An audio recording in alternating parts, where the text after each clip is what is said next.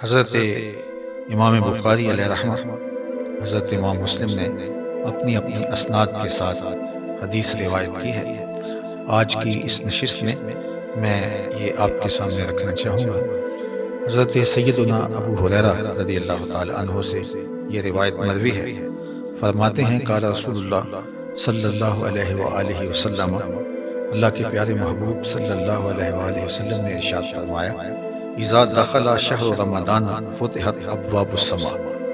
جب ماہ سیام جلوہ گر ہوتا ہے، اس مہینے کی آمد ہوتی ہے تو اللہ آسمان کے دروازے کشادہ کر دیتا ہے۔ وفی روایت فتحت ابواب الجنہ، ایک روایت کے لفظ یہ ہے کہ جنت کے دروازے کھول دیے جاتے ہیں۔ وغلقت ابواب جہنم، اور جہنم کے دروازے بند کر دیے جاتے ہیں۔ وسلسلت الشیاطین، اور شیاطین جکڑ دیے جاتے ہیں۔ اور ایک روایت میں وفتحت ابواب الرحمہ، اور رحمت کے دروازے کشادہ کر دیے جاتے ہیں۔ تو گویا اللہ جل شانہ اس مبارک مہینے میں رحمت کے در کشادہ کرتا ہے، جنت کے دروازے کھول دیتا ہے، آسمان کے در کشادہ کر دیے جاتے ہیں، جہنم کے دروازے بند کر دیے جاتے ہیں، اور وہ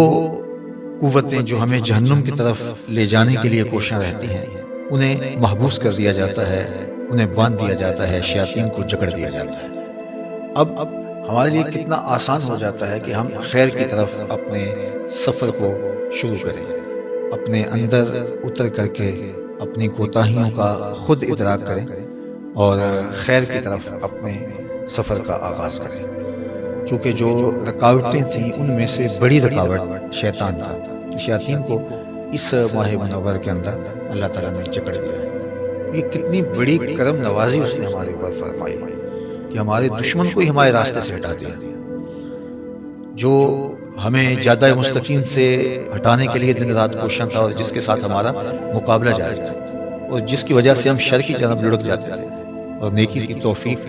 ہمیں نہیں ہو پاتی تھی، شیاطین کے بہلانے کی وجہ سے، ان کے بہکاوے کی وجہ سے، اور ان کے شر و فساد کی وجہ سے۔ تو اللہ تعالیٰ جل شانہ کی کتنی بڑی عنایت اور کتنا بڑا کرم کہ اس نے ہمارے راستے سے ہمارے دشمن کو ہٹا دیا اور ہماری یہ مدد اور نصرت فرمائی۔ اب اتنی بڑی کرم نوازی کے باوجود، اتنی بڑی رحمت کے باوجود، اتنی بڑی رکاوٹ کو ہٹا دینے کے باوجود، اگر کوئی شخص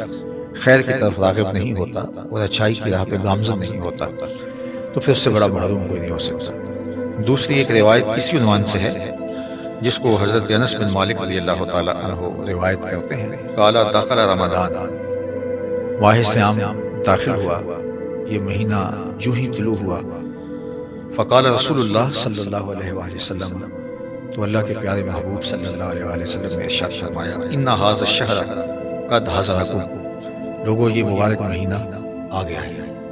یہ طلوع ہو گیا ہے، برکتیں لوٹاتا ہوا یہ مہینہ جلوہ گر ہو گیا ہے۔ وفیہ لیلۃ خیر من الف شہر، اور اس میں ایک ایسی رات ہے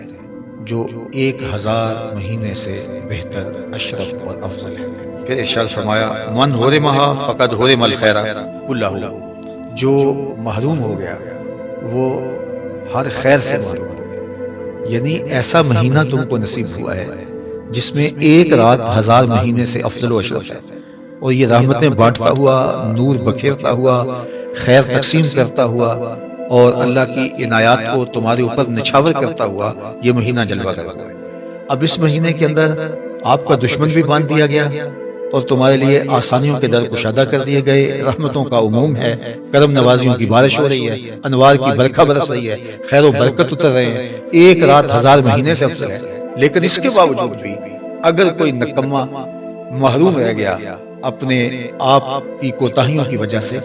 اور عملی کمزوریوں کی وجہ سے، سستی کی وجہ سے، تمرد کی وجہ سے، سرکشی کی وجہ سے، کسی وجہ سے بھی وہ محروم رہ گیا، تو فرمایا فقد حرم الخیر کلہ، وہ ساری کی ساری خیر سے محروم رہ گیا۔ اللہ اکبر، ولا یحرم خیرھا الا محروم، اور اس ماہ انور کے خیر و برکات سے محروم وہی رہتا ہے جو حقیقت میں محروم ہے، جو شقی اور بدبخت ہے وہی محروم رہے گا، ورنہ اتنی فراواں رحمتیں، اتنا کثیر کرم اور اتنی عنایات اس کی برس رہی ہوں تو بتاؤ کہ کوئی کیسے محروم رہ سکتا ہے۔ لیکن جو بدبخت، دل کا کالا ہے، باطن اس کا اجڑا ہوا ہے، اور وہ خیر کو حاصل کرنا ہی نہیں چاہتا تو وہ تو حقیقی معلوم ہے، تو وہ اس مبارک مہینے کے اندر بھی محروم رہ جائے گا۔ اور جو خیر پانے والے ہیں وہ ہر موقع سے خیر اپنے حصے کی سمیٹ لیتے ہیں۔ وہ کیا کسی نے کہا تھا، ہر شب قدر است اگر قدر دانی، کہ ہر شب قدر ہے اگر تو قدر پہچان جائے، اور اگر کوئی قدر نہ پہچاننے والا ہو تو وہ شب قدر کو بھی محروم رہتا ہے، وہاں سے بھی برکتیں نہیں سمیٹ سکتا۔ تو جن کی طبع ہموار ہوتی ہے، جن کے باطن ستھرے ہوتے ہیں، جن کے خیالوں میں پاکیزگیاں ہوتی ہیں، جن کی سوچوں میں نور ہوتا ہے، تو وہ اپنے حصے کی خیر ہر جگہ سے کشید کر دیتے ہیں۔ اور جو اندر سے محروم ہوتے ہیں، شقی القلب ہوتے ہیں، ان کے باطن اجڑے ہوئے ہوتے ہیں، تو وہ پھر برستی رحمتوں میں بھی اپنے دامن کو تر نہیں کر پاتے، اور وہ یوں ہی اپنی زندگی برباد کر دیتے ہیں۔ عالی مرتبت سامعین، ناظرین، یہ ماہ مبارک ہمیں زندگی میں ایک بار پھر نصیب ہوا ہے، نہ جانے دوبارہ زندگی میں نصیب ہو یا نہ ہو، لیکن اس پورے مہینے کو ہم اپنے دامن کو پھیلا کر اللہ جل شانہ کی رحمتوں کو سمیٹنے کی بھرپور کوشش کریں، خوش دلی سے اس کا استقبال کریں۔ اس مہینے کے آنے پر ہمارے چہرے پہ مسرت و فرحت اور بشاشت کا ظہور ہونا چاہیے۔ ہم پوری طرح سے اس مہینے کے ایک ایک لمحے کی قدردانی کریں، قرآن مجید کی تلاوت اپنے معمولات میں ہم شامل کریں، اس مہینے میں کثرت کے ساتھ صدقہ و خیرات کریں، ہم 5 گانہ نماز با جماعت اور تکبیر اولیٰ کے ساتھ پڑھنے کی کوشش کریں، اور صلاۃ التراویح میں پورا قرآن مجید ہم سماعت کریں۔ اسی ایک جگہ جہاں قرآن مجید ترتیل کے ساتھ خوبصورت لہجے میں پڑھا جاتا ہے، اچھے تلفظ کے ساتھ پڑھنے والے قراء موجود ہیں، وہاں ہم قرآن مجید کی تلاوت سنیں، ورنہ قرآن مجید تیزی کے ساتھ پڑھنے سے اس کا حق بھی ادا نہ ہوتا ہو تو وہ وقت ضائع کرنے والی بات ہے۔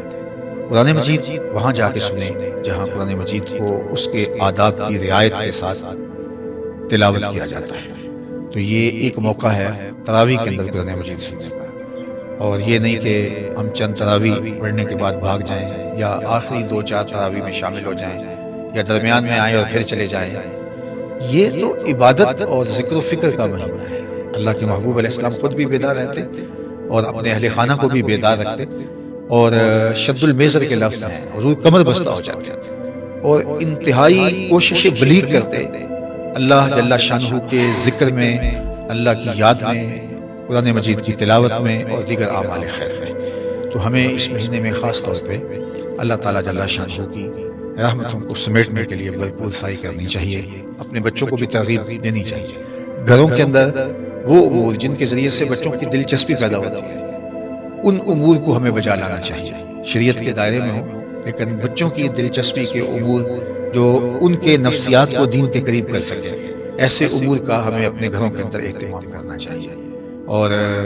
ان کے اندر تشویق پیدا ہو، ان کو انگلی سے لگا کر کے مسجد کی طرف لے کر کے آئیں، افطار کے دسترخوان پہ بہت شوق کے ساتھ اور ادب کے ساتھ بیٹھیں، اور اسی طرح سحری کھانے کا لمحہ آئے تو سحری کے دسترخوان پر بھی درود شریف پڑھتے ہوئے، ذکر و اذکار کرتے ہوئے، اور بچوں کو اس موقع پر دین سکھاتے ہوئے ان کے دل میں رمضان المبارک کا احترام بھی پیدا ہو، اور رمضان المبارک کے گزارنے کے لیے اعمال خیر ساتھ بجا لانے کا شوق بھی پیدا ہو، اور اسی طرح ان کو صدقہ دینے کی عادت ڈالیں۔ اگرچہ آپ صدقہ خود بھی اپنے ہاتھ سے کریں، لیکن کچھ مقدار میں اپنے بچوں کو بھی آپ کچھ رقم دیں، وہ ضرورت مندوں کو، مدارس دینیہ کو، مساجد کو اور دیگر خیر کے کاموں کے اندر صرف کریں، تاکہ بچپن میں طبعاً ان کے اندر خیرات کا، صدقے کا، راہ خدا میں خرچ کرنے کا جذبہ پیدا ہو، اور یہ جذبہ پھر ساتھ ساتھ ان کے پروان چڑھتا چلا جائے گا۔ اور ماہ سیام کے اندر جو برکتیں اترتی ہیں، جو رحمتیں اس مہینے میں نازل ہوتی ہیں، ان کو سمیٹنے کا انہیں شوق دلائیں، تاکہ وہ کثرت کے ساتھ ذکر و فکر میں لگ جائیں اور اس مہینے سے برکتیں سمیٹیں۔ میں اس موقع پر خاص طور پہ عرض کرنا چاہوں گا کہ یہ سوشل میڈیا کے اوپر ایک چھوٹی سی ویڈیو آپ نے بھی دیکھی ہوگی کہ یہاں فلسطین کے اندر ٹوٹے شکستہ مکانوں کے اوپر بھی اپنی استطاعت کے مطابق چراغاں کر کے اور جھنڈیاں لگا کے بچے جس خوشی کا، جس مسرت کا اور جس سرشاری کا اظہار کر رہے ہیں، تو یہ یقیناً دین کے ساتھ محبت اور دین کے ساتھ پیار کی دلیل ہے، اور اس ماہ صیام کے ساتھ ان کا باطنی تعلق جو ان کے والدین نے ان کو سکھایا۔ بہت سارے بچے ایسے ہیں کہ جن کے ماں باپ شہید ہو چکے ہیں، لیکن وہ آج ماہ صیام میں ان کی دی ہوئی تعلیم کے مطابق ماہ مبارک کا استقبال کر رہے ہیں، تو ان کی روحیں، ان کے ماں باپ کی روحیں، ان شہیدوں کی روحیں قبروں میں کتنی آسودہ ہو رہی ہوں گی کہ ہم جو نسل دے کے آئے ہیں، آنے والی نسل آج بھی دین کے اوپر اسی طرح کھڑی ہے، اور یہ ماحول کی تبدیلی اور یہ ٹوٹے مکان اور یہ شکستہ گلیاں اور یہ ملبے کے ڈھیر ان سے دین کی محبت نہیں چھین سکتی۔ یہ دولت، یہ عمارت، یہ غربت، یہ تو معروضی چیزیں ہیں، کبھی ہوں کبھی نہیں، لیکن یہ ماہ صیام کے ساتھ جو تعلق ہے یہ تو ہمارے ایمان کا حصہ ہے، یہ ہماری محبت ہے دین کے ساتھ اور اس کا ضرور ہے۔ تو مجھے قلبی طور پر بہت فرحت ہوئی، اور دوسری جانب میں دیکھتا ہوں کہ ہم آسودہ ملکوں میں رہنے والے ہیں، ہزار پریشانیوں کے باوجود اگر ہم ان سے موازنہ کریں تو ہم آسودہ ماحول کے اندر اپنے رمضان کا آغاز کر رہے ہیں، اس مہینے کا آغاز کرنے جا رہے ہیں۔ تو ہم بھی بہت اچھے انداز سے اپنے بچوں کے اندر، اپنی نسلوں کے اندر اس کی تشویق پیدا کر جائیں، تاکہ ہم نہیں ہوں گے پھر ہماری نسلیں اس ماہ مبارک، اس ماہ نور کو یوں اس کا استقبال کر کے عقیدتوں کا اظہار کریں گے، اور رمضان المبارک صرف سحری افطاری تک ہی ہمارا محدود نہ رہ جائے، اور کھانے پینے کے امور تک ہی ہم ان کو محدود نہ رکھیں۔ اگرچہ یہ افطاری بھی برکت ہے، یہ سحری بھی برکت ہے، لیکن یہ یہاں تک محدود نہ رہ جائے، بلکہ اس میں قرآن مجید کی تلاوت، درود پاک کی کثرت اور دیگر امور خیر اور 5 گانا نماز کا شوق آپ خاص طور پہ اپنی اولاد کے اندر اس مہینے میں تھوڑی محنت کے ساتھ زیادہ پیدا کر سکتے ہیں۔ باقی ایام کے اندر بھی آپ کی اور میری ذمہ داری ہے بطور والد اور بطور والدہ کہ ہم اپنی نسلوں کے اندر دین کی محبت، نماز کی پابندی اور دیگر امور خیر کی بجا آوری کا شوق پیدا کریں۔ لیکن اگر ہم اپنا وہ کام جو ہمارے ذمہ عائد ہے اور واجب الادا ہے ہمارے ذمہ، تو اس کو ہم اس مہینے کے اندر تھوڑی محنت سے اس کا نتیجہ زیادہ حاصل کر سکتے ہیں۔ تو میں چاہوں گا کہ ہم اس مہینے میں محنت کے ساتھ اپنی اولاد کو خیر کے کاموں کی طرف آمادہ کریں۔ اللہ نے چاہا تو کل دوبارہ اسی وقت آپ سے ملاقات ہوگی، اور ہم ماہ صیام رمضان المبارک کے 29 دن آپ کے ساتھ یوں ہی رہیں گے، اور روزانہ اللہ کے محبوب علیہ السلام کی 2 یا 3 احادیث کا درس آپ کے سامنے مختصراً رکھیں گے۔ یہ اتنا زیادہ وقت نہیں ہوتا ہے، تو یہ تھوڑا وقت جو ہے اس میں کچھ چیزیں سیکھنے کو ملیں گی، اور یہ ویسے بھی مبارک گھڑیاں ہیں اور مقدس ساعتیں ہیں، اور ان گھڑیوں میں جو خاص رحمتیں اترتی ہیں اور انوار نازل ہوتے ہیں، تو ان کو ہم سمجھنے کی کوشش کریں۔ اللہ جل شانہ آپ کو مجھے اپنی رحمتوں کے سائے میں رکھے۔ والسلام علیکم ورحمۃ اللہ وبرکاتہ۔ اللہم صلی علی سیدنا و مولانا محمد معدن الجود والکرم وآلہ وصحبہ وبارک وسلم۔ اللہ اٹھے ہوئے ہاتھ، پھیلی ہوئی جھولیاں اپنی رحمتوں سے بھر دے،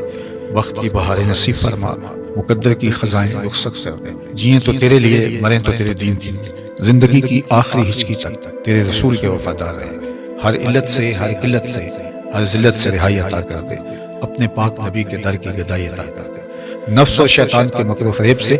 دجل و تلبیسات سے ہماری حفاظت فرما۔ اے اللہ تو کریم ہے، ہم تیرے عاجز اور ناتواں بندے اس ماہ مبارک کی برکتوں کے سوالی بن کے تیرے حضور حاضر ہیں۔ اللہ اس مہینے کی رحمتوں سے میں محروم نہ رکھنا۔ اللہ اس مہینے میں اترنے والی رحمتوں کا وافر حصہ ہمیں نصیب کر دینا۔ اللہ ہماری آنکھوں کو، ہمارے کانوں کو، ہمارے خیالوں کو، ہماری سوچوں کو پاکیزگی عطا کرنا۔ روزے کو روزے کے آداب کی محافظت کے ساتھ نبھانے کی ہمیں توفیق عطا فرمانا، اور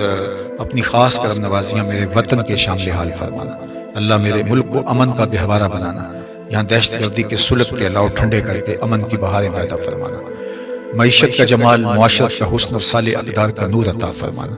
اہل غزہ کے لیے تیرے حضور ملتجی ہیں، اللہ ان کی مدد، نصرت اور اعانت فرمانا۔